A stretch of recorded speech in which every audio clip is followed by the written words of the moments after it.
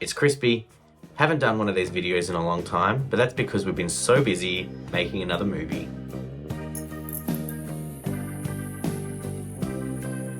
It was my birthday recently, and I got the new Superman from my brother.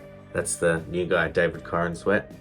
It was around the middle of last year, and Dave was saying to me, Chris, come on, we've got to make another movie. What's the next script? Is there anything in the works that you're working on? And I honestly didn't know what the next step was going to be for CHRAVE and what our filmmaking journey was going to look like, having finished the project that was Moorehouse Road, including making the film, but also seeing it right through to getting it distributed on Tubi and Apple TV, etc.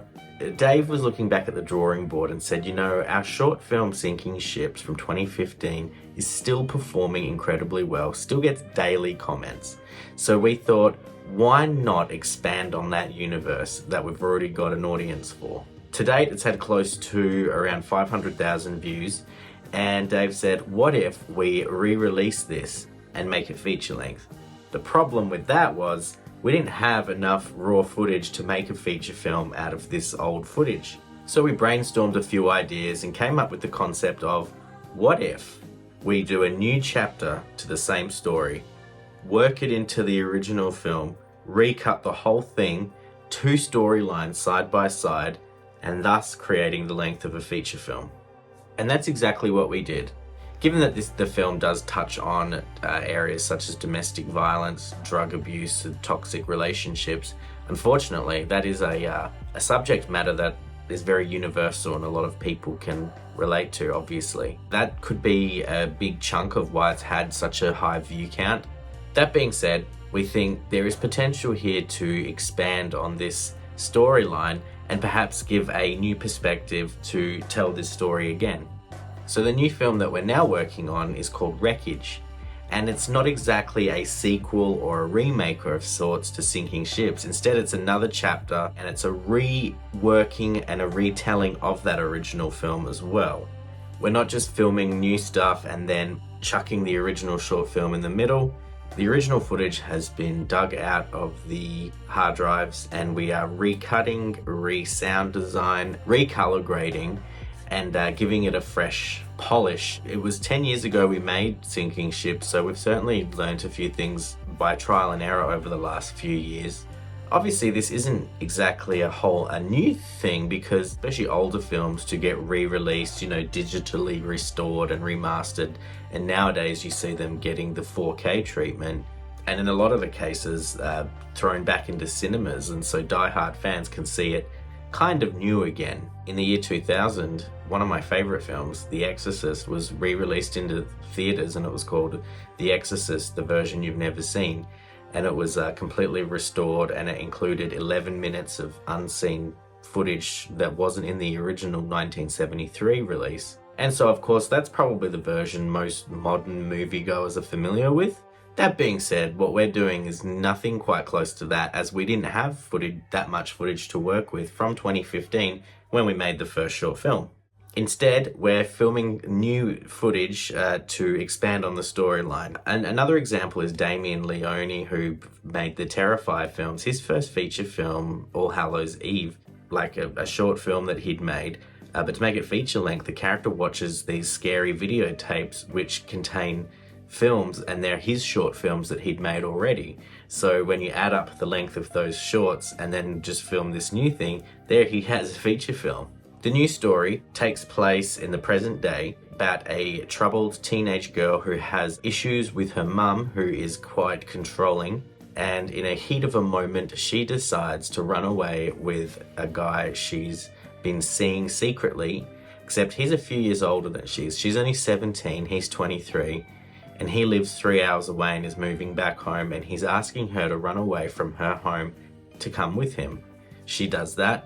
During the first few weeks of her staying with him in her new home, she starts to recognize some red flags in him, and she wonders if this is going to be the fairy tale that she envisioned. She finds out about the story of Jodie and Trevor, and that's when we work in the original footage of Sinking Ships. Scenes that kind of took place years ago, but that are very relevant to what she's going through now.